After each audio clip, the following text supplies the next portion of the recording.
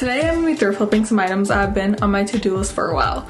Some involve some cringy middle school graphic tees, some involve a tube top I barely ever wore because I'm always cold, and one is a normal thrifted pair of Levi's. When I got these Levi's shorts, I knew that they were too small, but I had a plan. I was going to venture into territory that I had never been to before, aka cutting up the side of a denim piece of clothing. This is super scary to me because it's not as easily reversible as sewing a hem on the bottom, taking in some darts in the back. I'm more used to doing things that are easily reversible, especially on denim and good denim like this denim. I was willing to do something different for this to save this pair of denim. Once I cut up the side and I got to the waistband, I actually just cut that open. My original idea was to dye this pair of denim that I already had from American Eagle. So I dyed it black, but it turned out to be super dark blue, and I could have used that for this, but I wanted to stick with the black theme. Ideally, I would have had something either that is like the same sort of light wash shade or something the totally opposite. So I only had what was totally opposite, a very saturated black denim. And ideally the material of the blend would be the same too, but I didn't have that either, so we're just working with what we have. So using this black pair of denim shorts I had from before,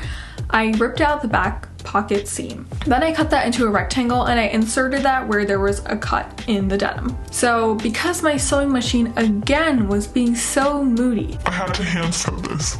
Again, this is like not the biggest problem in the world. If you don't have a sewing machine, it's totally doable by hand. Just keep rewatching The Flash like I am and skip all the fighting scenes because you're only invested in the character development at this point. So just a couple episodes of The Flash later, it's more episodes than one because of course I'm skipping all the fighting scenes as I said before. I was now done with hand sewing the rectangle into shape, but there was a little bit of extra fabric on the bottom that I wanted, so I had to go back and fix that hem.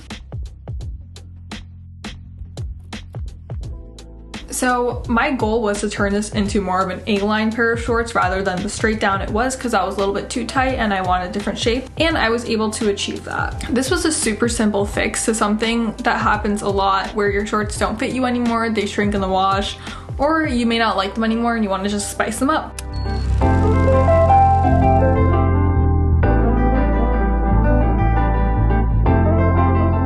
These pair of shorts honestly are so cute and I am in love with them. If I had used a sewing machine with a denim thread or a denim needle, then it would have been way faster, but it's still really doable just by hand. 10 out of 10 would do again, and I'm definitely gonna do this with a pair of jeans in the future too. It's so sad when you have a perfectly good pair of jeans that you love but they don't fit you anymore, but this is one way to expand them.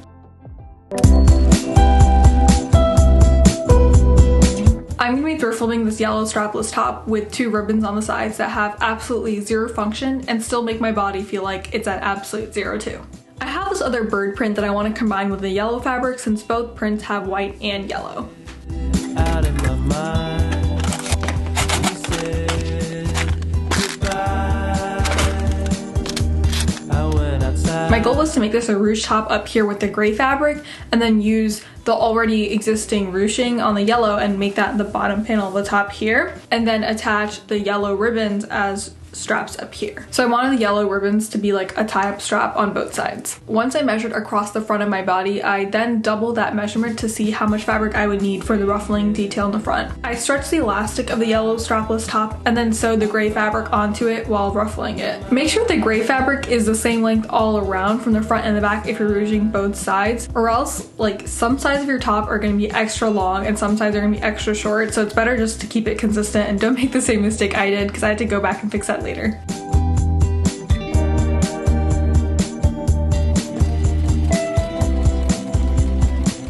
I did the same thing I did on the bottom of the gray part to the top with another piece of elastic. This time I used white elastic instead of using the already existing yellow shirt as elastic. Ideally you'd be using a 1/4 inch elastic, but I was too impatient to wait for that to come in the mail, so I just used whatever elastic I had, which is I think about 1/2 inch, and it's a little bulkier, but stick with a 1/4 inch if you have it. When I attached the 2 ribbons on the side to make straps, I made sure to cut the existing strap in half and then put the raw ends on the inside of the strap where I'm sewing it here rather than on the end to save myself from extra from having to create another finished hem myself. At this point, I was so close to being done, but I thought the top would look even better if I actually added sleeves to it. Since I'm using 2 different prints in this, and this is like a more wild looking top compared to like a normal top with less prints or just 1 print in general, I still wanted to make the top look cohesive. So if I had both prints twice, that would make the top look more cohesive than if I just had like one of the prints twice and then one of the prints once. So I added gray pattern sleeves to this.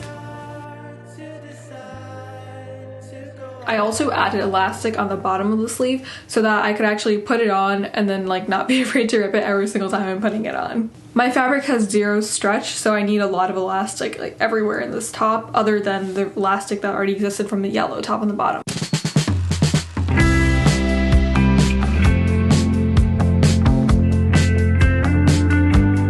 Don't get me wrong, this top is not for everyone probably. It's like the basic cut, but probably some people think it's ugly, but I'm okay with that because I really like this top. The only people I ever see are people that I'm friends with and they probably don't care what I'm wearing. I love how this came out and I wanted a top like this for super long and I finally got around to it. So hopefully now you will too. The carb shirt, aka the really embarrassing shirt you wish you'd never bought and now you're afraid to admit that you once actually had something that looked like that. I'm sure you have something in the back of your closet that looks pretty normal until you see the "just girly things Forever 21-esque" weird quote on the back. What I'm gonna do to repair my normal yet absurd piece of clothing is cover the weird part. I'm cutting it into a rectangle to cover my embarrassing clothing taste, even if it was a joke at the time. I made sure to use a printed fabric instead of a plain one to make sure that the design looks more intentional and it's more interesting that way, rather than if I had put a plain fabric. I'm folding over the fabric and ironing it where I want the seams to be, and then of course in true violent sewing fashion, I'm pinning the fabric until it is still and does not move anymore. Then once I sew the first hem on the gray fabric, I'm laying that on top of my carb sweater to make sure that the fabric didn't budge at all and so that it would stay put when I put it in the sewing machine and there would be no wrinkles around it when I sewed it. I roughly sewed it by hand to keep it in place. I feel like when I do this with pins, sometimes the fabric still sometimes the fabric still moves because there's like a little room for budging, but when I hand sew it, it's much more like sturdy and prevents wrinkles. Then I put it into my sewing machine, moving slow because the fabric was a little thick at this point, and also because my sewing machine just has been especially moody for no apparent reason. I cannot figure out what's wrong with it, and I just wanted to love me back how much I love it. This shirt is obviously like a very simple shirt to begin with, and covering it just makes it more wearable for every single day. I know this isn't like your cute trendy top, but it's way more practical, and most of us are probably going to be in classes online, partially if not fully. We're probably going to be wearing our sweatshirts, t-shirts at home, and why not have something that you don't feel embarrassed to wear in your Zoom call? Imagine if your professor calls on you and they're like, "What's the answer to this math question?" And you turn on your camera and it just says carbs. I don't think that would leave a good impression. That's all for today's video. Thank you so much for watching. That's all for now. Bye.